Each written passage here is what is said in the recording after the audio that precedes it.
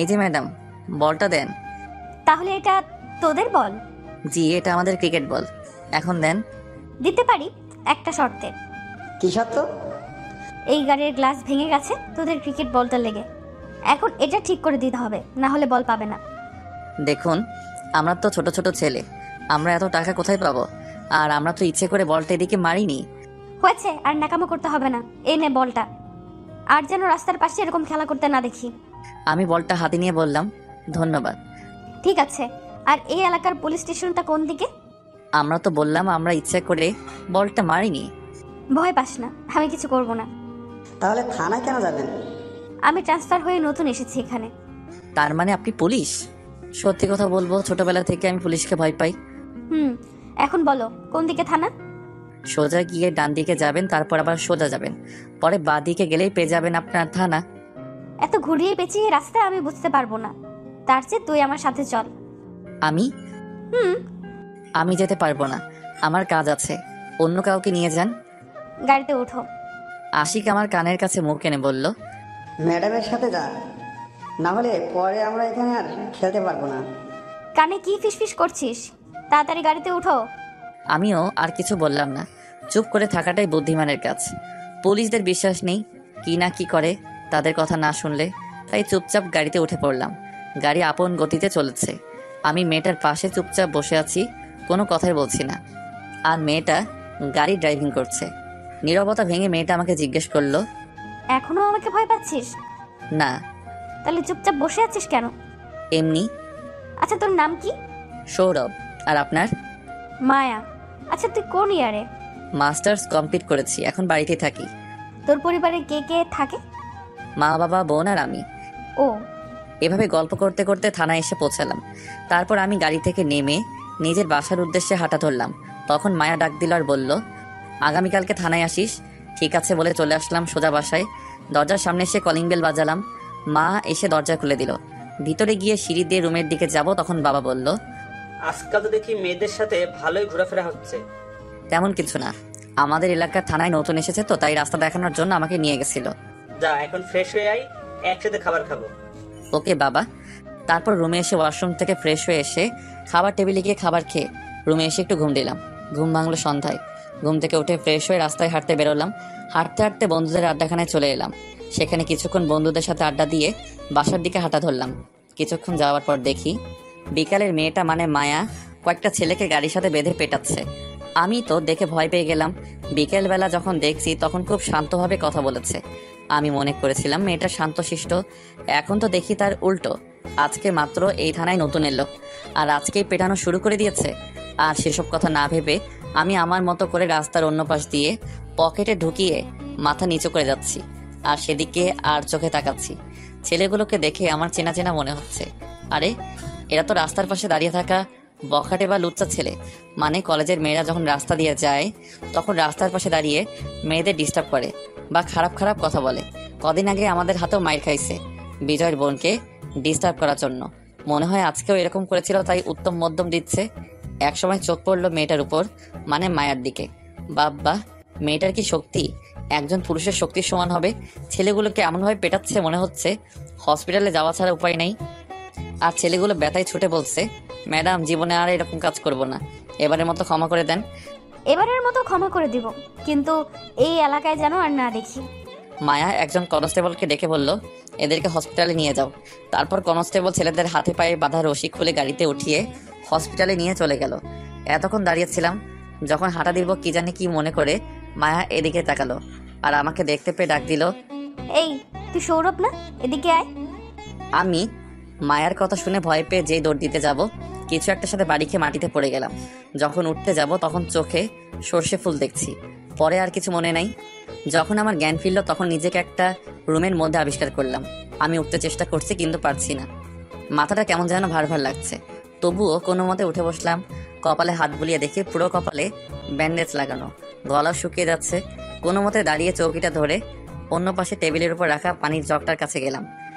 সেখানে রাখা চেয়ারটার উপর একটা হাত দিয়ে ভর করে আর অন্য হাত দিয়ে জগ থেকে গ্লাসে পানি ঢেলে পানি খেয়ে নিলাম। এখন মাথাটা কেমন যেন বেশি ভার মনে হচ্ছে আর চোখটা যেন কেমন গুলিয়ে যাচ্ছে। তখন দরজা খোলার শব্দ শুনে ভয় পেয়ে দরজার দিকে তাকালাম। চোখ দুটো কেমন ঘোলা ঘোলা, স্পষ্ট করে দেখা যাচ্ছে না, কিন্তু মুখটা চেনা চেনা লাগছে। তাই জিজ্ঞেস করলাম, কে আপনি? আর আমার দিকে এভাবে এগিয়ে কথাগুলো শেষ করে বলার আগেই আমি আবার জ্ঞান হারিয়ে ফেললাম। যখন আমার জ্ঞান ফিরল, দেখি মায়ার কোলে আমি মাথা রেখে শুয়ে আছি, আর মায়া আমার চুলগুলো বিলি কেটে দিচ্ছে। তা দেখে আমি ওঠার চেষ্টা করছি দেখে মায়া আমাকে বলল, উঠতে হবে না, শুয়ে থাক। তবুও আমি ওঠার চেষ্টা করছি। আর মায়াকে বললাম, মায়া ম্যাডাম, আমি বাড়িতে যাব। বলছি না চুপচাপ শুয়ে থাক। আমার জন্য মা বাবা বোনরা চিন্তা করবে, আমাকে এখন যেতে হবে। তোর কোথাও যেতে হবে না, আর আমি তোর ফোন বাড়িতে জানিয়ে দিয়েছি। কি বলেছেন? বলেছি তুই আজকে একজন ফ্রেন্ডের বাসায় থেকে যাবি। ও, মনে মনে ভাবছি মেয়েটার বুদ্ধি আছে, এখানে যে আছি সেটা বলেনি। কি ভাবছিস? কিছু না। তুই চুপচাপ শুয়ে থাক, আমি তোর জন্য খাবার নিয়ে আসছি। মায়া আমাকে তার কোল থেকে তুলে একটা বালিশ টেনে বালিশের উপর আমার মাথাটা রেখে সে উঠে চলে গেল। কিছুক্ষণ পর প্লেটে খাবার নিয়ে এসে আমার পাশে বসে প্লেটটা টেবিলে রেখে আমাকে বলল, উঠো। আমি মায়ার কাঁধে হাত দিয়ে কোনো মতে শোয়া থেকে উঠে বসলাম। তারপর আমি মায়াকে বললাম, একটু পানি দিবেন? পানি দিয়ে তুই কি করবি? হাত ধোবো। তোর হাত ধুতে হবে না, আমি খাইয়ে দিচ্ছি। নিজের হাত ধুয়ে প্লেটটা হাতে নিতে নিতে, আমি নিজেই খেতে পারবো, আপনি গিয়ে খেয়ে নিন। চুপচাপ খেয়ে নে, আর আমি এখন তোর সাথেই খাবো। আমি আর কিছু বললাম না। মায়া আমার মুখে খাবার তুলে দিচ্ছে, আর আমি খাচ্ছি, আর সাথে মায়াও খাচ্ছে। আমি মায়ার দিকে তাকিয়ে দেখি তার চুলগুলো সামনের দিকে চলে আসছে, হাত দিয়ে সরাতেও পারছে না। এক হাতে আমাকে খাবার খাওয়াচ্ছে, আর অন্য হাতে প্লেট ধরে আছে। তাই আমি তার চুল কানে গুঁজে দিচ্ছি। তা দেখে মায়া একটা মুচকি হাসি দিল। খাওয়া দাওয়া শেষ করে আমাকে ওষুধ খাইয়ে শুয়ে দিল। আমি শুয়ে শুয়ে ভাবছি, মেয়েটা বাইরে থেকে দেখতে কঠোর হলেও মনটা ভীষণ ভালো। এসব ভাবতে ভাবতেই কখন যে ঘুমিয়ে পড়লাম। সকালে মুখে কিছু সুরসুরিতে ঘুমটা ভেঙে গেল। চোখ খুলে দেখি মায়ার চুলগুলো বাতাসের কারণে আমার মুখের উপর পড়ছে, আর মায়া মনের সুখে আমার বুকে মাথা রেখে ঘুমাচ্ছে। আমার কিছুটা হলেও তার জন্য কষ্ট লাগলো, কারণ আমি যদি না থাকতাম তাহলে মেয়েটা আরামে তার সুন্দর বিছানায় শুতে পারতো। মাথা তুলে দেখি মাথা ব্যথা কিছু হলেও কমেছে। তাই আমি মায়াকে একপাশে সরিয়ে উঠে তাকে কোলে নিয়ে উঠিয়ে বিছানায় শুয়ে দিলাম, যেন এক রূপকথার পরই ঘুমিয়ে আছে। একদম বাচ্চার মতো লাগছে ঘুমন্ত অবস্থায় তাকে। অজান্তেই মায়ের কপালে একটা চুমু দিয়ে দিলাম। তারপর একটা কাগজে লিখলাম, সাহায্য করার জন্য ধন্যবাদ। কাগজটা টেবিলের উপর রেখে আমি চলে আসলাম। মায়ের বাসা থেকে বের হয়ে রাস্তা দিয়ে হাঁটছিলাম, তখন হঠাৎ মাথাটা ঝিমঝিম করে উঠল। প্রচণ্ড ব্যথা শুরু হয়ে গেল। এখন তো রিক্সাও পাওয়া যাবে না এই ভোর সকালে। তাই কোনো উপায় না পেয়ে আশিককে ফোন দিলাম। কিছুক্ষণ রিং হওয়ার পর আশিক ফোন তুলল। হ্যাঁ বলো। একটা সমস্যায় পড়েছি, একটু তাড়াতাড়ি আয়। কি সমস্যা? আর কোথায় তুই? আমি এই জায়গায় আছি। আমি আসছি, তুই 5 মিনিট অপেক্ষা কর। ফোন পকেটে রেখে দিয়ে সামনের একটা ইটের উপর বসে পড়লাম। মাথায় হাত দিয়ে খুব যন্ত্রণা করছে মাথাটা। কিছুক্ষণ অপেক্ষা করার পর আশিক বাইক নিয়ে হাজির। এসে জিজ্ঞাসা করলো, কি হয়েছে? আর তোর মাথায় ব্যান্ডেজ কেন? আগে আমাকে তোর বাসায় নিয়ে চল, তারপর তোকে সব বলছি। ওকে, আয় বাইকে উঠে পড়। আমি গিয়ে বাইকে উঠে পড়লাম। আশিক বাইক স্টার্ট দিল। তারপর চললাম আশিকের বাসায়। অন্যদিকে মায়ার ঘড়ির অ্যালার্মে ঘুম ভেঙে যায়। ঘুম থেকে নিজেকে বিছানায় দেখে চমকে যায়, আর ভাবে, আমি তো গত রাতে মেঝেতে বসে চৌকিতে হেলান দিয়ে শুয়েছিলাম, তাহলে এখানে আমি কি করে এলাম? পরে আমার কথা মনে পড়তেই মায়ার দু চোখ আমাকে খুঁজতে লাগলো। এদিক ওদিক তাকিয়েও যখন আমাকে দেখলো না, তখন তার চোখ যায় টেবিলটার উপরে, আর সেখানে কাগজে বড় করে লেখা, সাহায্য করার জন্য ধন্যবাদ। লেখাটা পড়ে মায়া অজান্তেই ফিক করে একটা হাসি দেয়, আর ভাবে, এই ভোরবেলায় ছেলেটা কি বাড়ি চলে গেছে? ছেলেটা মাথায় তো প্রচন্ড আঘাত পেয়েছে, তাহলে কিভাবে একা যাবে? মায়া মনে মনে ভাবে, আমি কেন ছেলেটার কথা ভাবছি? ধ্যাৎ। বলে মায়া বিছানা থেকে উঠে ওয়াশরুমে চলে যায়। ওয়াশরুম থেকে ফ্রেশ হয়ে এসে মায়া বিছানা ঠিক করতে যায়। যে চাদরটা তুলে ভাঁজ করতে যাবে, তখন একটা মানিব্যাগ চাদর থেকে ছিটকে এসে মেঝেতে পড়ে। মায়া কৌতূহল বশত চাদরটা রেখে মানিব্যাগটা তুলে দেখে ব্যাগে কিছু টাকা আর একটা ছিঁড়া ফটো। মায়া মানিব্যাগ থেকে ছিঁড়া ফটোটা বের করে দেখে বড় রকমের একটা টাসকি খায়, কারণ ফটোতে মায়ার ছোটবেলায় তার মনের মানুষের সাথে তোলা ফটোর অর্ধেক ফটো। মায়া তাড়াতাড়ি করে তার পার্স ব্যাগ থেকে তার কাছে থাকা এরকমই একটা অর্ধেক ছিঁড়া ফটো বের করে মানি ব্যাগ থেকে পাওয়া ফটোর সাথে মিলিয়ে দেখে, আর সেটা মিলেও যায়। মায়া ভাবে, এই মানিব্যাগটা কার হতে পারে? নাকি সৌরভের? সৌরভকে জিজ্ঞেস করলেই বোঝা যাবে এই মানিব্যাগটা কার। মায়া আর কিছু না ভেবে ঘড়ির দিকে তাকিয়ে দেখে অফিসের সময় হয়ে গেছে। তাই তাড়াতাড়ি করে পুলিশের ইউনিফর্ম পরে থানার দিকে রওনা দেয়। এদিকে আমি আর আশিকের বাসায় পৌঁছালাম। আমি বাইক থেকে নেমে ভিতরে গিয়ে সোজা আশিকের রুমে গিয়ে তার বিছানায় শুয়ে পড়লাম, কারণ মাথাটা বেশি ব্যথা শুরু হচ্ছিল। আমাকে এভাবে শুয়ে পড়তে দেখে আশিক জিজ্ঞেস করলো, সৌরভ, তুই ঠিক আছিস তো, নাকি শরীর খারাপ করছে? আমি ঠিক আছি, মাথার ব্যথাটা প্রচণ্ডভাবে ব্যথা শুরু হয়েছে। ও, তাহলে তুই শুয়ে রেস্ট নে, আমি একটু বাজার থেকে ঘুরে আসি। আসলে আশিকের বাবা আশিক ছোট থাকতেই মারা যায়, আর তাদের ছোট একটা ব্যবসা আছে, সেটাকে তার মা দেখাশোনা করে। আর তার বড় ভাই দেশের বাইরে থাকে, তাই তাকে রোজ বাজার করতে হয়। আমার জন্য ব্যথার ওষুধ নিয়ে আসিস, টাকা নিয়ে যায়। এই বলে আমি পকেটে হাত দিয়ে দেখি পকেটের মানি ব্যাগটা নেই, মনে হয় কোথাও পড়ে গেছে, না হলে মায়ের বাড়িতে ফেলে এসে পড়েছি। তাই আশিককে বললাম, দোস্ত, মানি ব্যাগটা আনতে ভুলে গেছি, তুই একটু তোর টাকা দিয়ে কষ্ট করে ওষুধ এনে দে, আমি পরে তোর টাকা দিয়ে দিব। আরে আমি তো তোর জন্য ওষুধ আনতে যাচ্ছি, আর সেই সাথে বাজারটাও করে আসবো। ধন্যবাদ দোস্ত। ঠিক আছে, ফ্রেশ হয়ে নাস্তা খেয়ে নিস, টেবিলে রাখা আছে। ওকে। আশিক বাজারে চলে গেল। আমি আরও কিছুক্ষণ শুয়ে থাকলাম। যখন মাথার ব্যথাটা একটু কমলো, উঠে ওয়াশরুমে গিয়ে ফ্রেশ হয়ে এসে টেবিলে রাখা নাস্তাটার থেকে হালকা কিছু খেয়ে নিলাম। তারপর 2 গ্লাস পানি খেয়ে আবার বিছানায় গিয়ে শরীরটাকে একটু হেলিয়ে দিলাম। তখন হঠাৎ মনে পড়লো আমার মানিব্যাগের কথাটা। মানিব্যাগের কথাটা মনে হতেই চোখ দিয়ে কয়েক ফোঁটা জল গড়িয়ে পড়লো। তার কারণ আমার ছোটবেলার সেই ভালোবাসার মানুষের ফটো। এই একটাই ফটোর অর্ধেক ছিল আমার কাছে, আর অর্ধেকটা ভালোবাসার মানুষের কাছে। পাঠক ভাইরা, চলো ছোটবেলার সময় ফিরে যাই। যখন আমি ছোট ছিলাম তখন আমরা গ্রামে থাকতাম। সেখানেই মিলে আমার মনে রাজকন্যার দেখা। আমাদের গ্রামে একটা নতুন পরিবার নতুন এসেছে আমাদের বাড়ির পাশেই, আর ওই নতুন পরিবারে ছিল আমার মনের রাজকন্যা। তখন আমার বয়স 6 কি 7 হবে, আর আমার মনের রাজকন্যাটার 5 কি 6 বছর হবে। পাশের বাড়ির মেয়েটা প্রায় আমার সাথে খেলতে আসতো। মেয়েটা হঠাৎ একদিন এসে আমাকে বলে, আমি I love you. I love you too. তখন কি আর আই লাভ ইউ মানে বুঝতাম, তাই আমিও বলে দিয়েছিলাম। একদিন তো দুজন এক হয়ে একটা মেলা দেখতে চলে গিয়েছিলাম জমানো টাকাটা নিয়ে। সেখানে একজন কাকুকে দুজন হয়ে বললাম, কাকু কাকু, আমাদেরও ছবি তুলে দিবে? কেন নয়, তোমাদের মতো ছোট ছোট ছেলে মেয়েদের ছবি তুলতে আমার ভালোই লাগে। তাহলে ছবি তুলে আমাদেরকে একটা ছবি দিয়ে দিবে? তাহলে চলো আমার সাথে আমার দোকানে। তারপরে কাকুর সাথে কাকুর দোকানে গিয়ে ছবি তুলে কাকু আমাদেরকে একটা ছবি দিয়ে দিল খামে ভরে। সেটা নিয়ে আমরা খেলতে খেলতে আবার বাড়িতে চলে আসি, আর ছবিটা আমার কাছে আমি রাখলাম। একদিন শহর থেকে খবর আসলো নানু মারা গেছে, সবাই যাওয়ার জন্য তৈরি হচ্ছে। তখন আমি মাকে জিজ্ঞাসা করলাম, মা মা মা আমরা কি এখানে আর থাকবো না? দেখ বাবা, আমাদেরকে এখন থেকে শহরে থাকতে হবে, কারণ তোমার নানি যে সেখানে একা হয়ে যাবে, তাই আমরা সেখানেই তোমার নানির সাথে থাকবো। তোমরা চলে যাও, আমি সেখানে যাব না। দেখ বাবা, এরকম করে না, তাছাড়া এখানে আমরা মাঝে মাঝে বেড়াতে আসবো। তাহলে আমি যাব। এই তো আমার ছেলে। তারপর আমি আমার আর তার ছবিটা নিয়ে তার বাড়িতে গেলাম। দেখি সে তাদের বাগানে খেলছিল। আমি তার কাছে গিয়ে বললাম, আমরা চলে যাচ্ছি, আর এখানে আসবো না। তখন সে কান্না করে বলে, সেখানে গেলে আমাকে ভুলে যাবে না তো? তার জন্য এই ছবির অর্ধেক তুমি রাখো আর অর্ধেক আমার কাছে থাকবে। তারপর ছবিটা ছিঁড়ে আমার ছবিটা তার কাছে আর তার ছবিটা আমার কাছে রাখলো। যখন আমরা শহরে চলে যাচ্ছিলাম তখন সে খুব কান্না করেছিল, আমিও করেছিলাম। যখন আমি বড় হতে লাগলাম বুঝতে পারতে লাগলাম তাকে আমি ভালোবেসে ফেলেছি।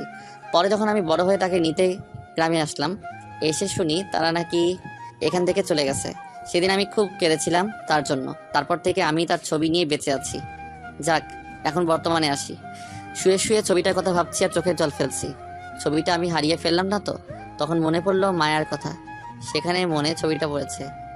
আমাকে সেখানে তাড়াতাড়ি যেতে হবে। যেই উঠে দরজা খুলে সামনে তাকিয়ে আমি অবাক, কারণ দরজার সামনে মায়া দাঁড়িয়ে আছে, আর মায়ার পিছনে দেখি আশিক দাঁড়িয়ে আছে। আমি মায়াকে জিজ্ঞেস করলাম, ম্যাডাম আপনি এখানে? তুই চলে আসবি কেন এত সকালে? আর আমাকে বলার প্রয়োজন মনে করলি না? আপনি ঘুমাচ্ছিলেন তাই আর ডাকিনি। তুই দরজায় দাঁড়িয়ে আছিস কেন? ভেতরে যেতে দিবি না? ও, আমি তো ভুলেই গেছিলাম। মায়া রুমের ভিতরে গিয়ে একটা চেয়ারে বসে, আর আমি আশিককে গিয়ে আস্তে করে জিজ্ঞেস করি, কোথা থেকে নিয়ে আসলি? বাজারে দেখা হয়েছিল, আর আমাকে জিজ্ঞেস করে সৌরভ কোথায়, দেখেছি কিনা। তাই আমি বললাম সৌরভ তো আমাদের বাড়িতেই আছে। তারপর তো আমার সাথেই এলো। ও, ওখানে কি ফিসফিস করছিস তোরা? কিছু না। তাহলে এদিকে আয়। তখন আশিক বলল, তোরা গল্প কর, আমি বাজারগুলো দিয়ে আসি। বাজার থেকে সোজা রুমে এসেছিল তাই।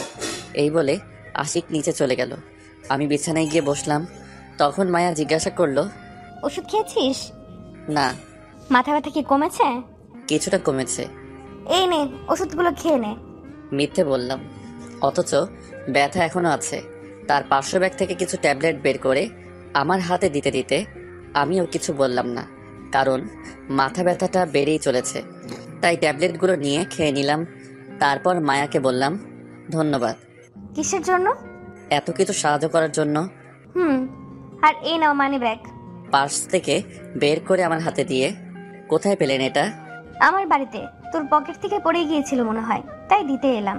জানেন, এই মানি ব্যাগটাই আমি খুঁজতে যাচ্ছিলাম, আপনারা তার আগে চলে এলেন। তা কি আছে এই মানি ব্যাগে যে এই হারিয়ে যাওয়া ব্যাগটা খুঁজেছিস? আমার ছোটবেলার ভালোবাসা। এই মানি ব্যাগে আমার মনে রাজকন্যার ছবি আছে, কিন্তু সে ছোটবেলায় হারিয়ে গিয়েছে, তাই তার এই ছবিটা নিয়েই বেঁচে আছি। আমি তো তোমার মনের রাজকন্যা। কিছু বললেন? কিছু না। তাহলে এখন আমি যাই, থানায় যেতে হবে তো। আর তোর নাম্বারটা দে। ফোন নাম্বার দিয়ে কি করবেন? রাতে ফোন দিব। ও, এই নেন 0194। তারপর মায়া চলে গেল, আর আমি একটু ঘুমানোর চেষ্টা করছি। কি করব, মাথা ব্যথায় ঘুমিয়ে আসছে না। কিছুক্ষণ পর আশিক রুমে এলো আর বলল, আঙ্কেল আন্টি ফোন করেছিল। কি বলেছি পরে? বলেছি সৌরভ আমার বাসায় আছে, আর বিকেলে বাড়ি চলে যাবে। খুব ভালো করেছিস। হুম, আর মেয়েটা কেন এসেছিল? আমি তারপর আশিককে শুরু থেকে শেষ পর্যন্ত বললাম। এসব শুনে আশিক আমার দিকে হা করে তাকিয়ে আছে। এইভাবে তাকিয়ে থাকিস না, মুখে মাছি ঢুকে যাবে। এসব কিছু হয়ে গেল আর আমাকে কিছু বললি না? সময় পাইনি। এখন একটু রেস্ট নে, বিকেলে চলে যাবি না। আচ্ছা। তারপর আমি ওষুধ খেয়ে শুয়ে পড়লাম। ঘুম ভাঙলো আশিকের ডাকে। সৌরভ, এই সৌরভ, উঠে পড়, অনেক বেলা হলো, খাবার খেয়ে নে। আমি উঠে ফ্রেশ হয়ে খাবার খেয়ে নিলাম। মাথাটার ব্যথা কমে গেছে এখন। তাই আশিককে বললাম, দোস্ত, তুই না থাকলে কি যে হতো। থ্যাঙ্কস দোস্ত। কমেছে মাথা ব্যথাটা? কমে গেছে দোস্ত, এখন বাড়ি চলে যাই, পরে আবার মা বাবারা আমার জন্য চিন্তা করবে। চল, আমি তোকে বাইকে করে বাসায় দিয়ে আসি। ঠিক আছে। তারপর আমি আশিকের সাথে বাইকে করে বাসায় চলে এলাম। আমি বাইক থেকে নেমে আশিককে বললাম, ভিতরে আয়, চা খেয়ে যাবি? না দোস্ত, আজকে থাক, অন্য একদিন আসবো, তুই এখন রেস্ট নে। এই বলে আশিক চলে গেল। বাসার দরজার কাছে গিয়ে কলিং বেল বাজালাম। মা এসে দরজা খুলে দিল, আর আমাকে দেখে জিজ্ঞেস করলো, তোর মাথায় কি হয়েছে? ব্যান্ডেজ কেন? তেমন কিছু না, ওই একটু পড়ে গিয়ে কেটে গেছে। দেখে চলতে পারিস না? আয় ভেতরে আয়। আমি ভিতরে গিয়ে ওয়াশরুম থেকে ফ্রেশ হয়ে নিলাম। তারপর রুমে গিয়ে বিছানায় শরীরটা একটু এলিয়ে দিলাম, আর হাতে ফোনটা নিয়ে একটু ফেসবুকে ঢুকলাম। অনেক দিন ধরে ফেসবুকে ঢোকা হয় নাই। নোটিফিকেশন চেক করছিলাম, তখন দেখি আমার ছবিতে কেউ কমেন্ট করেছে। আইডির নাম ছোটবেলার ভালোবাসা। কমেন্ট বক্সে ঢুকে দেখি ওই আইডি থেকে লিখেছে, সো সুইট জানু। আমি তো দেখে অবাক, এটা আবার কে হতে পারে যে আমাকে জানু বলছে। আইডির প্রোফাইল চেক করে দেখি আইডিটা কোনো মেয়ের আইডি। আমি রিপ্লাই দিলাম, কে আপনার জানু, আর আপনি কি আমাকে চিনেন নাকি? এটা লিখেই ফেসবুক থেকে বের হয়ে গেলাম। শুয়ে শুয়ে ছোটবেলার আমার মনের রাজকন্যার ছবিটা মানি ব্যাগ থেকে বের করে দেখছিলাম। তখন মা আমার রুমে এসে বলল, খেতে আয়। আমি ছবিটা হাতে নিয়ে বললাম, মা, আমি আশিকদের ওখানে খেয়ে এসেছি। ও, আর একটা কথা, সন্ধ্যে একটু বাজারে যেতে পারবি? তুমি বাজারের লিস্টটা রেডি করে রেখো। ওকে। তারপর মা চলে গেল। আমি আবার আমার মনের রাজকন্যাটার ছবির দিকে তাকিয়ে ভাবছি, কোথায় হারিয়ে গেলে তুমি? তোমাকে আমি কিভাবে খুঁজবো? এসব ভাবতেই চোখ থেকে কয়েক ফোঁটা জল গড়িয়ে পড়ল। তখন পাশে থাকা ফোনটা বেঁচে উঠল। ফোনটা তুলে দেখি অচেনা নাম্বার, তাই রিসিভ করলাম না। বারবার কল করছে, তাই বাধ্য হয়ে কলটা রিসিভ করলাম। হ্যালো সৌরভ। জি, আপনি কে, আর আমাকে কিভাবে চেনেন? আমি মায়া, এবার চিনতে পারছিস? কেন ফোন করেছেন? কি করছিস এখন? শুয়ে আছি। আপনি? এখনো থানায় আছি। ভাত খেয়েছিস? আপনি? আর শোন, আগামীকাল সকালে থানায় আসিস। কেন, আমি কি কিছু করেছি? না, তোকে একটু দরকার আছে। ঠিক আছে। এই বলে ফোনটা কেটে দিলাম। তারপর হাতে থাকা ছবিটা আমার মানি ব্যাগে রেখে বিছানা থেকে উঠে ফ্রেশ হয়ে ড্রয়িং রুমে গেলাম। দেখি মা একা বসে বসে টিভি দেখছে। আমি মাকে জিজ্ঞাসা করলাম, মা, বাবা কোথাও গেছে নাকি? মনে হয় পাশের বাড়িতে গেছে কিছু বই আনার জন্য। ও, মা একটু খাবার বেড়ে দাও তো, খিদা লাগতেছে। তুই বস, আমি খাবার নিয়ে আসছি। মা বসা থেকে উঠে খাবার টেবিলে গিয়ে প্লেটে খাবার বেড়ে আনলো। আমার পাশে বসে আমার মুখের দিকে খাবার তুলে বলল, খেয়ে নে। আমিও ভালো ছেলের মতো খেতে লাগলাম। মা ভাত খাওয়াচ্ছে আর আমি খাচ্ছি। আসলে জানেন পাঠক ভাইরা, মায়ের মতো করে কেউ আপনাকে ভালোবাসবে না। সব সময় সন্তানের ভালো মন্দ সব দিক থেকেই খেয়াল রাখে। আপনি যখন কোনো গোপন কিছু মায়ের সামনে লুকাবেন, মা ঠিক সেটা বুঝে ফেলবে। আর আপনার চেহারা দেখে বুঝে ফেলবে আপনি কষ্টে আছেন নাকি ভালো। শুধু মায়েরাই বুঝে সন্তানদের কষ্ট। এর জন্যই বলি, মায়েদের মন সবার থেকে আলাদা। যাক, এবার গল্পে আসি। আমার চোখ দিয়ে জল গড়িয়ে পড়ল। তাদেরকে দেখে মা জিজ্ঞেস করলো, কাঁদছিস কেন? তোমার মতো কেউ হয় না মা। এই পৃথিবীতে তুমি সবসময় সন্তানের পাশে থাকো। এই জন্য আবার কাঁদতে হয়? হুম। এখন ছাড়, খাবারটা খেয়ে নে। তারপর খাওয়া শেষ করে মাকে বললাম, দাও লিস্টটা, বাজারে যাব।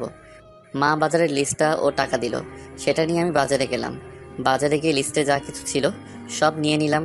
বাজার থেকে যখন ফিরছিলাম তখন পিছন থেকে কেউ ডাকছিল, তাই পিছনে ঘুরে দেখি দিয়া।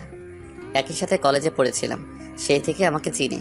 দিয়া আমার কাছে এসে জিজ্ঞাসা করলো, কেমন আছিস সৌরভ? এই তো ভালোই, তুই? ভালো। কোথায় গিয়েছিলি, বাজারে নাকি? তোর অবস্থা কি? কোনো চাকরি টাকরি পেয়েছিস? না, এখনো পাইনি। তুই? না, চলো হাঁটতে হাঁটতে কথা বলি। চল। তারপর দুজন গল্প করতে করতে হাঁটছি। কিছু দূর যাওয়ার পর সামনে তাকিয়ে দেখি মায়া জিপ গাড়ি নিয়ে দাঁড়িয়ে আছে। তাকে দেখে আমি তো ভয় শেষ।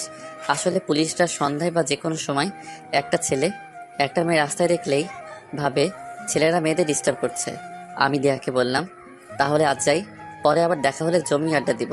এখন তাড়াতাড়ি যেতে হবে, মা আমার জন্য অপেক্ষা করছে, মনে হয় রান্না করার জন্য। ঠিক আছে, বাই, আবার দেখা হবে। দিয়ার কাছ থেকে বিদায় নিয়ে বাড়ির উদ্দেশ্যে রওনা দিলাম। এদিক ওদিক না তাকিয়ে সোজা হাঁটা শুরু করলাম, মাথা নিচু করে। কিছু দূর যাওয়ার পর কিছু একটার সাথে ধাক্কা খেলাম। মাথা তুলে সামনে তাকিয়ে অবাক, সামনে মায়া দাঁড়িয়ে আছে। মনে হয় মায়ার সাথে ধাক্কা খেয়েছি। মায়া আমার দিকে রাগিয়ে চোখে তাকিয়ে আছে। সেটা দেখে আমি আরো ভয় পেয়ে গেলাম, কারণ যেভাবে তাকিয়ে আছে যেন কাঁচাই চিবিয়ে খেয়ে ফেলবে। তখন আমি সরি বলে পাশ কাটিয়ে আসছিলাম, তখন মায়া আমার হাতটা ধরে ফেললো। আমি তো ভয় শেষ, কি না কি করে। পুলিশদেরকে আমার একদম বিশ্বাস নেই। তখন মায়া জিজ্ঞেস করলো, মেয়েটা কে? তখন আমি বললাম, আমার কলেজ লাইফের ফ্রেন্ড। ও, আর একটা কথা বলি, মনে রেখো, আর কোনো মেয়ের সাথে কথা বলতে যেন না দেখি। কেন? মেয়েদের সাথে কথা বললে কি হবে? আর তাছাড়া আপনিও তো একটা মেয়ে। আমি ছাড়া অন্য মেয়ের সাথে কথা বলবি না, ঠিক আছে? আর যদি দেখি তাহলে একেবারে লকআপে ভরে দিব। কেন? আমার ইচ্ছা। ও, এখন সরেন, বাড়িতে যেতে হবে। আয়, আমি তোকে গাড়িতে করে বাসায় পৌঁছে দিয়ে আসি। আমি যেতে পারবো। বেশি কথা বলিস কেন? গাড়িতে ওঠ। যেতে চাইছিলাম না, মায়ার জোরাজোরিতে যেতে হলো। তারপর গাড়িতে উঠে পড়লাম। গাড়ি গতিতে চলছে, আমি চুপ করে বসে আছি। নীরবতা ভেঙে মায়া বলল, আচ্ছা সৌরভ, তোর কি কোনো গার্লফ্রেন্ড আছে? নেই, তবে ছোটবেলায় ছিল একজন, হারিয়ে ফেলেছি তাকে। তাই আর এই প্রেম ভালোবাসায় জড়াইনি। কেন? কারণ সে যদি আবার ফিরে আসে, যদি সে ফিরে না আসে? তাহলে এইভাবেই একা কাটিয়ে দিব বাকিটা জীবন। আর আমার বিশ্বাস সে ফিরে আসবে। ও, গাড়ি থামান, বাসায় এসে গেছি। আসলে কখন যে বাসার সামনে চলে আসলাম নিজেই বুঝিনি। এটা তোদের বাসা? চলেন, চা খেয়ে যাবেন। না, আজকে থাক, পরে একদিন আসবো। এই বলে আমি বাসার ভিতরে চলে যাচ্ছিলাম, তখন আবার মায়া ডাক দিয়ে বলল, আগামীকাল রেডি থেকে ঘুরতে যাব। ঠিক আছে। তারপর আমি ভিতরে চলে গেলাম, গিয়ে মায়ের কাছে বাজারটা দিয়ে ওয়াশরুমে গিয়ে ফ্রেশ হয়ে নিলাম। রুমে এসে ফোন হাতে নিয়ে একটু ফেসবুকে ঢুকলাম। কিছুক্ষণ নিউজ ফিডে স্ট্যাটাস দেখার পর একটা মেসেজ আসলো ছোটবেলার ভালোবাসা নামের আইডি থেকে। আমি মেসেজটা চেক করে দেখি, লিখেছে, কি করছো জান? মেসেজটা পড়ে তো আমি অবাক, কারণ এসব মেসেজ তো আমাকে কেউ দিবে না। তাই আমি রিপ্লাই দিলাম, কে আপনি, আর আমাকে জান টান এসব কি বলছেন? তখন আবার মেসেজ আসলো, রিপ্লাই দিল, তুমি আমার জান, বুঝলে? আর আমাকে তুমি চিনবা না, বুঝছো? আমি মেসেজটা সিন করে আর রিপ্লাই দিলাম না। রিপ্লাই দিলেই যত জান টান বাবু সোনা তামা লোহা ইত্যাদি বলবে, তার চেয়ে বরং রিপ্লাই না দিলেই ভালো। তারপর ফেসবুক থেকে বের হলাম, কিছুই ভালো লাগছে না। যা বিজয়কে ফোন দিয়ে দেখি। বিজয়কে ফোন দিলাম, রিং হওয়ার কিছুক্ষণ পর রিসিভ করলো। কি করছিস? এই তো এখন মাত্র খাবার খেয়ে আসলাম। তুই কি করছিস? এই তো শুয়ে আছি। শোন, আগামীকালকে জনি মামার দোকানে চলে আসিস, কথা আছে। ঠিক আছে, আশিকদের বলে দিস। Okay, good night. To you. ফোনটা রেখে একটা রবীন্দ্রনাথের গল্পের বই পড়ছিলাম। মা এসে খাওয়ার জন্য ডেকে গেল। আমি বিছানা থেকে উঠে ডাইনিং টেবিলে গেলাম। দেখে আজকে পোলাও করেছে। আহা কি শান্তি, আজকে পেট ভরে খাবো। এই যে পাঠকরা, আমাকে পেটুক ভাববেন না, খেতে চাইলে চলে আসেন। ও, আপনারা তো আমার বাসার ঠিকানা জানেন না। ঠিক আছে, কোনো ব্যাপার না, এখন তো ডিজিটাল যুগ, আমি আপনাদের জন্য বিকাশে পাঠিয়ে দিব, কেমন? আম্মু, আজকে পোলাও রান্না করেছো? সাথে গরুর মাংস। মা, আমার তো গন্ধগুলো শুকেই জিভে জল চলে আসছে, তাড়াতাড়ি দাও। দেখ পাগল ছেলের কারবার, হাত ধুয়ে নে, আমি খাবার বেড়ে দিচ্ছি। আমি হাত ধুয়ে নিলাম। আমি মাকে জিজ্ঞেস করলাম, মা, বাবা কোথায়? আজকে একসাথে খাবো। তখন বোন সাথে ছিল আর বলল, ওয়াশরুমে গেছে, চলে আসবে এক্ষুনি। বলতে না বলতেই বাবা হাজির। তখন বাবা বলল, কি কথা হচ্ছে শুনি মাসেলের? কিছু না। মা খাবার বেড়ে দিল, সবাই মিলে খাচ্ছি। একসময় বাবা বলল, সৌরভের মা, আজকে রান্নাটা কিন্তু একদম টেস্টি হয়েছে। কি বলিস সৌরভ? মা আজকে যা রেঁধেছে না, কি বলবো, তোমার রান্নার তুলনা হয় না। হয়েছে হয়েছে, আর পাম দিতে হবে না, চুপচাপ খেয়ে নে। আজকে যদি এখানে নিজুম থাকতো তাহলে আরো ভালো হতো। ও, আপনাদের তো বলাই হয়নি আমার বোনের নাম। কোনো ব্যাপার নয়, এখন বলছি। বোনের নাম নিঝুম, হোস্টেলে থাকে, ছোট থেকেই হোস্টেলে থাকে। আমি মাসে মাসে যাই তাকে দেখতে, সেও আসে যখন কলেজ ছুটি হয়। প্রতিদিনই ফোন করে। খুব মজা হতো। হ্যাঁ, কেমন আছে ঠিক মতো খাই কিনা কে জানে। মা তুমি চিন্তা করো না তো, নিঝুম ঠিকই আছে। তাছাড়া আর কয়েকদিন পরই তো তাদের কলেজ ছুটি হবে। ও, তার ছুটি হলে তাকে নিয়ে আসিস, কতদিন ধরে দেখি না। কলেজ ছুটি হলে সৌরভ নিয়ে আসবো নে। এখন খাও তো। ঠিক আছে মা, মাংসের ঝোলটা একটু দাও তো। প্লেটটা এদিকে দে, তোমারও কি কিছু লাগবে? পোলাওটা একটু দাও। এই নাও। তারপর খাওয়া দাওয়া শেষ করলাম। শেষ করে ড্রয়িং রুমে এসে সোফায় বসলাম, টিভি দেখতে লাগলাম। টিভিতে সিআইডি দেখছি, আমার ভালোই লাগে। আর মাঝে মাঝে পোগো চ্যানেলে একটা কার্টুন হয়, টিটো। খুব মজার একটা, ছোট ছেলের মাথায় এত বুদ্ধি। তবে এখন সিআইডি দেখছি। যখন নিঝুম আসে তখন আর এসব দেখা হয় না, কারণ রিমোট তার কাছে থাকে। আর আপনারা জানেনই তো, মেয়েদের সিরিয়াল দেখার নেশা। কি কি চ্যানেল জানি আছে, ও মনে পড়েছে, স্টার জলসা, কালার্স বাংলা, জি টিভি। আমার তো মাঝে মাঝে ইচ্ছা, এই চ্যানেলটা কেন যে দিয়েছে, যারা দিয়েছে তাদেরকে গিয়ে ধরে পুষটাই। কি একটা চ্যানেল, দিন নাই রাত নাই, সিরিয়াল চলে। কিছুক্ষণ টিভি দেখার পর রুমে গেলাম, খুব ঘুম পাচ্ছিল। রুমে গিয়ে ফোনটা হাতে নিয়ে দেখি মায়া ফোন দিয়েছে। আমি কল ব্যাক করতে যাব, তখন আবার কল আসলো। রিসিভ করলাম। হ্যালো, আপনি যে নাম্বারে ফোন করেছেন তা এখন ব্যস্ত আছে। আজকে মনটা ফুরফুরে, তাই একটু মজা করে বললাম। তাছাড়াও আজকে কেন জানি তার সাথে মজা করতে মন চাচ্ছে। মজা করবি না আমার সাথে? কেন, আপনি কি পাগল যে আপনার সাথে মজা করব? এটা আমি কি বললাম? জিভে কামড় কাটলাম। কি, তুই আমাকে পাগল বললি? এই যা, এ তো দেখি রেগে যাচ্ছে। এখন কি করি? পুলিশ তো পাগলই, সারাদিন অন্যের পিছনে দৌড়ায়। এই যা, কি বলতে গিয়ে কি বলে ফেলেছি। কি বললি তুই? অন্যের পেছনে সারাদিন দৌড়ায়, তাই না? এখন থেকে তোর পেছনে লেগে থাকবো। না মানে আমি বলতেছিলাম, পুলিশরা আসামিদের পিছনেই দৌড়ায়। এখন পাম মারা হচ্ছে? পাম কেন মারতে যাব? আগামীকাল থেকে তোর পেছনেই লাগবো, দেখে নিস। আমি তো মজা, টুট টুট করে ফোনটা কেটে দিল। একরাশ ভয় নিয়ে শুয়ে পড়লাম, কারণ যেভাবে রেগে কথা বলছে, আগামীকাল কি না কি করে। আগামীকাল সত্যি কি আমার পিছনে লাগবে? যদি লাগে, আমার তো জীবনটাই তামা তামা হয়ে যাবে। এসব ভাবতে ভাবতে ঘুমিয়ে পড়লাম। সকালে মায়ের ডাকে ঘুম ভেঙে গেল। ঘুম থেকে উঠে ফ্রেশ হয়ে হালকা কিছু নাস্তা করে বিজয়ের সাথে দেখা করতে গেলাম। বাসা থেকে বের হয়ে রাস্তা দিয়ে যাচ্ছি, তখন দেখি মায়া জিপ নিয়ে দাঁড়িয়ে আছে। আমি দেখেও না দেখার মতো করে চলে আসলাম। কিছু দূর যাওয়ার পর পিছনে তাকিয়ে দেখি মায়া জিপ নিয়ে আমার পিছনেই আসছে। মনে মনে ভাবছি, সত্যি মনে হয় আমার পিছনে লাগছে। গতকাল কেন যে ওই কথা বলতে গেলাম, শালা এখন নিজের কথাই নিজে ফেঁসে গেছি। আমি সেদিকে পাত্তা না দিয়ে আমার গন্তব্যের দিকে এগিয়ে চলছি। আমি বিজয়ের দেওয়ার ঠিকানায় গেলাম, দেখি আশিকরাও এসেছে। আমি তাদের জিজ্ঞেস করলাম, কি, কেন ডেকেছিস এখানে? না মানে তোদের একটু হেল্প দরকার, তাই তোদের এখানে ডেকেছি। কিসের জন্য হেল্প লাগবে তোর আবার? নাকি কোনো সমস্যায় পড়েছিস? না তেমন কিছু না, শুধু ওই আর কি। কি ওই ওই করছিস, ভালো করে বল। না মানে আমি একটা মেয়েকে ভালোবাসি, কিন্তু মেয়েটা জানে না, তো তাকে কিভাবে আমার ভালোবাসার কথা বলবো? আরে মামা, তুই আবার কোন মেয়ে প্রেমে পড়লি?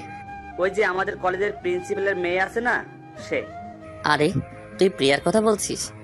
হুম। আর কোনো মেয়ে পেলি না তুই? তাকে তোর পছন্দ হলো? আসলে মেয়েটা আমাদের সাথেই পড়তো একই কলেজে।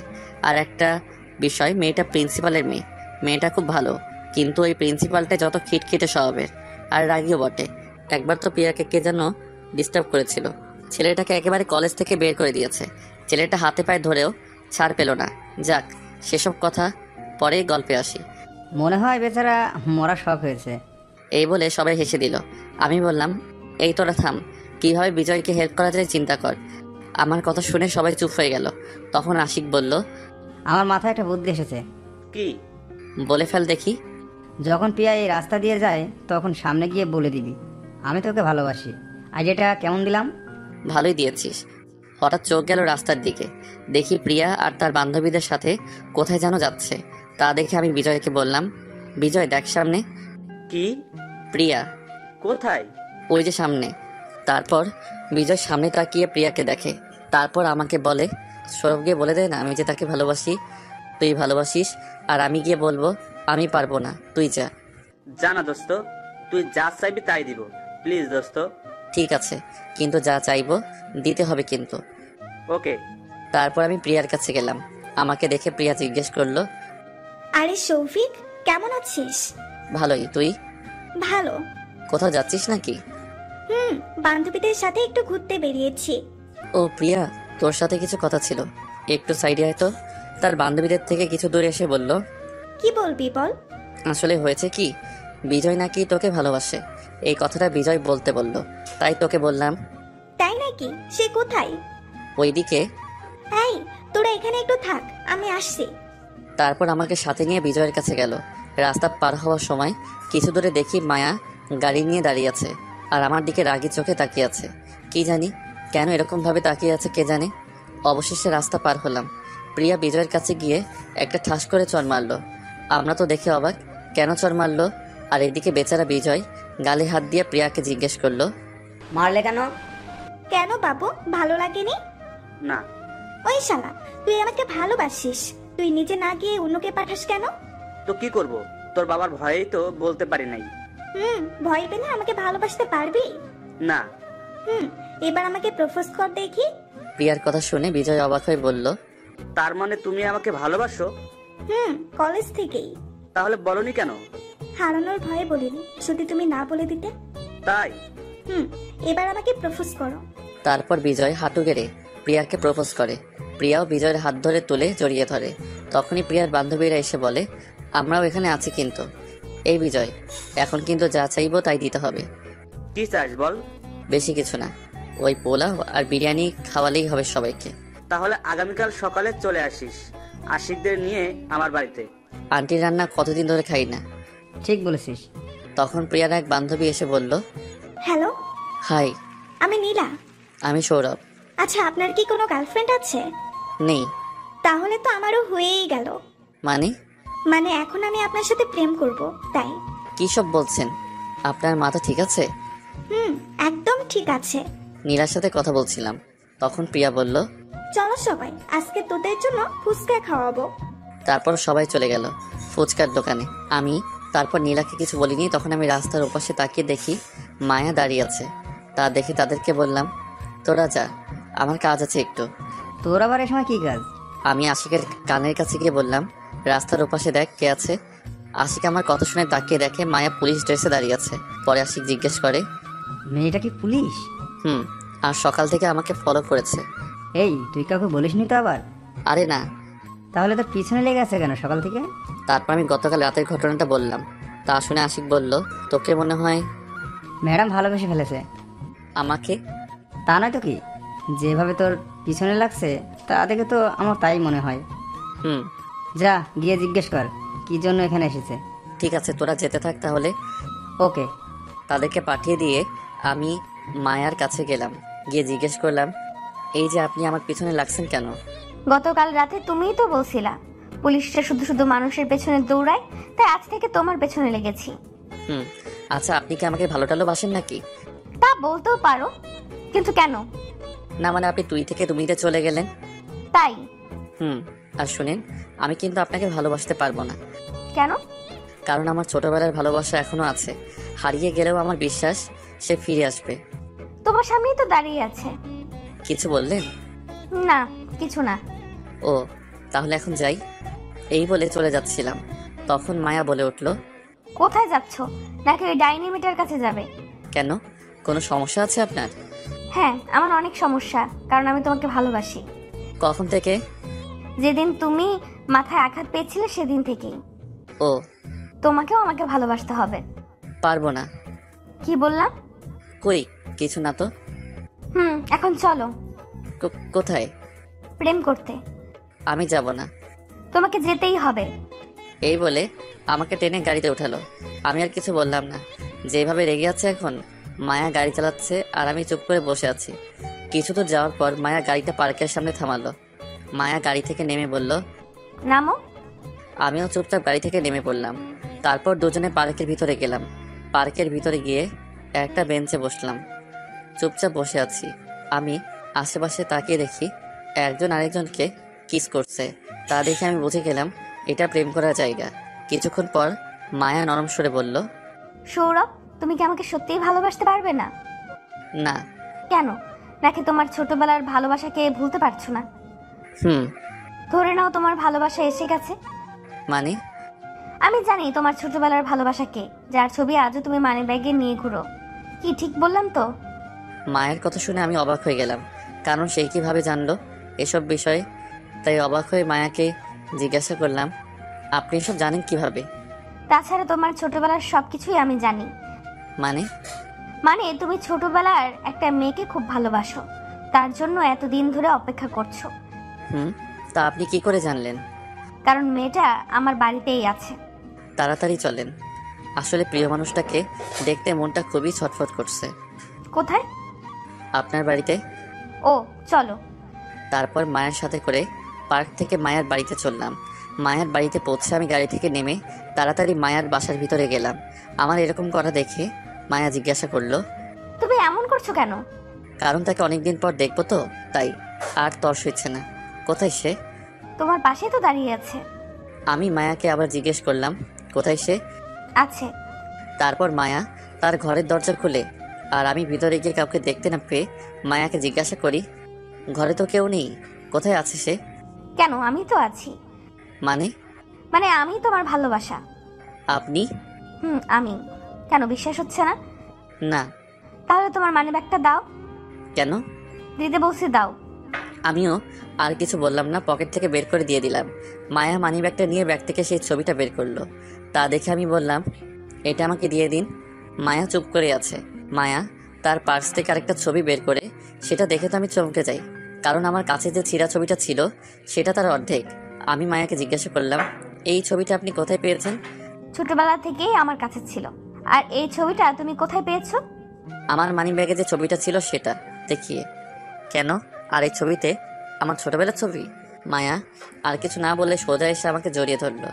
আমি তো অবাকের পর অবাক হচ্ছি, কেন এমন করছে মায়া? আর ছবিটার অর্ধেক অংশটাও তার কাছে। তাহলে কি মায়া আমার? না, আর কিছু ভাবতে পারছি না। এদিকে মায়া আমাকে জড়িয়ে ধরে আছে। ছাড়াতে চেষ্টা করছি, কিন্তু কোনো মতে ছাড়াতে পারছি না। মায়া বলছে, এরকম করছো কেন? জানো তোমার জন্য আমি কতটা অপেক্ষা করেছি? আর নয়। কি সব বলছেন? ঠিকই বলছি।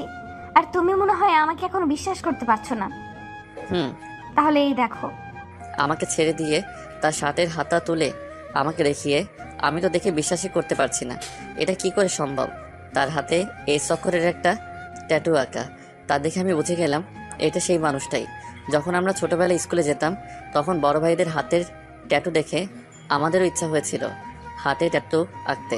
তারপর একদিন আমরা এক বড় ভাইয়ের কাছে গিয়ে হাতে ট্যাটু লিখে আঁকি। আমার নামের প্রথম অক্ষর এস তার হাতে, আর তার নামের এম অক্ষর আমার হাতে আঁকি। যাক, এখন বর্তমানে আসি। আমি মায়াকে কিছু বলার আগেই মায়া বলে উঠল, তোমার হাতেও কিন্তু এম অক্ষরের ট্যাটু আছে। আমি এখন আরো নিশ্চিন্ত হলাম, কারণ আমার হাতে যে ট্যাটু আছে সেটা আমি আর সে ছাড়া কেউ জানতো না। আমি কোনো কথা না বলে মায়াকে গিয়ে জড়িয়ে ধরে কান্না করে দিলাম। এই কান্না কষ্টের কান্না নয়, আনন্দের কান্না। আমাকে কান্না করতে দেখে মায়া বলল, এই একদম কান্না করবে না, তাহলে কিন্তু আমিও খেতে দেবো। তাহলে কাছে থেকেও আমাকে বলনি কেন? তুমি আমার সেই তুমি। বলতে চেষ্টা করেছি কিন্তু পারিনি। আর ফেসবুকে যে আইডি থেকে তোমাকে মেসেজ দিত, সেই মেসেজটাও আমি দিতাম। অনেক ভালোবাসি তোমাকে, ভালোবাসবে তো আমাকে? কি বলো? আমিও তোমাকে অনেক অনেক ভালোবাসি, তাই তো আজ পর্যন্ত কোনো মেয়ের প্রস্তাবে রাজি হইনি, তুমি আসবে বলেই। কি, তোমাকে মেয়েরা প্রেমের প্রস্তাব দিত? কিন্তু আমি রাজি হইনি। আজকেও একটা মেয়ে আমাকে কথাটা বলার আগেই মায়া বলল, ওই ডাইনিটা বলেছিল তো? যারা যারা আমার বরকে প্রেমের প্রস্তাব দিয়েছে তাদের এক একটাকে তো আমি হাজতে ভরবো। আমি মুচকি মুচকি হাসি দিয়ে তার দিকে তাকিয়ে আছি। রাগলে তার গাল দুটো কেমন যেন লাল হয়ে যায়, আর তাকে দেখতেও তখন খুব সুন্দর লাগে। আমার হাসি দেখে মায়া জিজ্ঞেস করলো, এই তুমি হাসছো কেন? না মানে এই যে তুমি বর বললে তাই। এই কারণে তুমি হাসছো? তাছাড়া তুমি তো আমার বরই হবে, তাই না? হব? আমি তো বিয়ে করে ফেলেছি, তাহলে কিভাবে তোমার বর হব? তো তুমি বিয়ে করেছো? এই যা, মনে হয় কান্না করে দিবে। আমি তাকে কাছে টেনে এনে বললাম, তুমি কান্না করছো কেন? মায়া নিজেকে ছাড়াতে ছাড়াতে বলল, ছাড় আমাকে, ছাড়, তুমি এখন অন্য কারো। আমি আর কিছু না বলে দুহাত দিয়ে মায়াকে জড়িয়ে ধরে তার গোলাপি মিষ্টি ঠোঁটে আমার ঠোঁট ডুবিয়ে দিলাম। আহা, সে কি ফিলিংস বলে বোঝাতে পারবো না। এদিকে মায়া ছুটার জন্য আমার বুকে কিল ঘুষি দিতে লাগলো। আমিও কি ছাড়ার পাত্র? অবশেষে না পেরে চুপ করে রইল। প্রায় 10 মিনিট পর ছেড়ে দিলাম, দুজনই হাঁপাচ্ছি। এক পর্যায়ে মায়া বলল, তুমি এটা কি করলে? কই কি করছি? তুমি আমাকে কিস করলে। হবু বউকে কিস করবো না তো কাকে করবো শুনি? কে তোমার বউ? আর তুমি তো বিয়ে করেছো, তোমার বউকে গিয়ে কিস করো, আমাকে করছো কেন? আমি তাকে শক্ত করে জড়িয়ে ধরে বললাম, আমি তো শুধু তোমাকে রাগানোর জন্য মিথ্যে বলেছিলাম, আর তুমি সেই সিরিয়াস ভাবে নিলে। তোমাকে ছাড়া আমি কি কাউকে বিয়ে করতে পারি? আমাকে রাগাতে খুব ভালো লাগে, তাই না? তোমাকে রাখতে দেখলে খুব সুন্দর লাগে। তাই? হুম। খুব ভালোবাসবে তো আমায়? অনেক অনেক ভালোবাসবো। এইভাবে আমাদের হারিয়ে যাওয়া প্রেম ফিরে এলো, আর আমাদের প্রেম শুরু হয়ে গেল 1 মাস পর। আজ আমার আর মায়ার বিয়ে। বিয়েটা পারিবারিকভাবেই হচ্ছে, দুই পরিবারের খুশিতে আমাদের বিয়ে হচ্ছে। ছেলেপুলেরা দৌড়াদৌড়ি করছে, আমি বসে আছি আমার রুমে। সকাল থেকে মায়াকে দেখেনি, তাই তাকে দেখতে মনটা ছটফট করছে। কি করব বল, ভাবিরা তার কাছে যেতেই দেয় না। কিছুক্ষণ পর বাবা রুমে এসে আমাকে ডাক দিয়ে গেল। স্টেজে যেতে কাজী নাকি এসে গেছে। আমি রুম থেকে বের হয়ে স্টেজে গিয়ে বসলাম। একা একা বসে আছি। শালার বন্ধুগুলোকে দেখি বসে ময়দা মাখা সুন্দরী মেয়ে দেখছে। আমার বউকে আবার বলিনি, কিন্তু আমার বউ যথেষ্ট সুন্দরী আছে, ময়দা মাখার দরকারই নেই। এই কথা পাঠক ভাইয়েরা আমার বউকে বলবেন না আবার। কিছুক্ষণ পর মায়াকে আমার পাশে বসিয়ে দিল, আর কাজী বিয়ের কাজটা শুরু করে দিল। অবশেষে বিয়ের কাজ সম্পূর্ণ হলো। এখন প্রায় রাত 10টা বাজে, আর আমি বাথরুমের দরজার সামনে দাঁড়িয়ে আছি। আমাকে দরজার সামনে দাঁড়িয়ে থাকতে দেখে ভাবিরা জোর করে আমাকে রুমের ভিতরে ঢুকে দিয়ে দরজাটা বাইরে থেকে বন্ধ করে দিল। রুমের ভিতরে গিয়ে বিছানার কাছে গেলাম, দেখি মায়া ইয়া বড় লম্বা ঘোমটা দিয়ে বসে আছে। আমি ঘোমটা তুলে তাকে দেখে আবার ক্রাশ খাইলাম আর কি। তারপর মায়াকে বললাম, চলো বাসর করি আমরা। আমার এই কথাটা হঠাৎ বলাতে মায়া চমকে উঠে বলল, সবার সামনে? কেউ তো নেই। নেই মানে? তোমার পাঠকরা তো দেখছে, তাদের সামনে আমার লজ্জা করে না বুঝি? ওরে আমার লজ্জাপতি বউরে, এই যে পাঠক ভাইয়েরা, আপনারা এখন আসতে পারেন। অনেক পড়েছেন, অন্য একদিন পড়ে নেবেন। এখন দেখছেন না আমার লজ্জাপতি বউটা কত কত লজ্জা পাচ্ছে। এই আমি পাঠকদেরকে তাড়িয়ে দিয়েছি, এখন তো শুরু করি। লাইটটা অফ করে দাও। তারপর লাইট অফ, দুজনে মিলে এখন বাসর করতে হবে। এই পাঠক ভাইরা, এখন আপনারা জাননি আপনাদের মা বাবা আপনাদের জন্য চিন্তা করবে তো। এইভাবেই শুরু হলো এই গল্পের আমাদের সুখের সংসার জীবন। ভালোভাবে যেন কাটে তাদের এই সুখের জীবনটা। ভিডিওটি ভালো লাগলে রক সবুজ চ্যানেলটি সাবস্ক্রাইব করে আমাদের সাথে থাকবেন।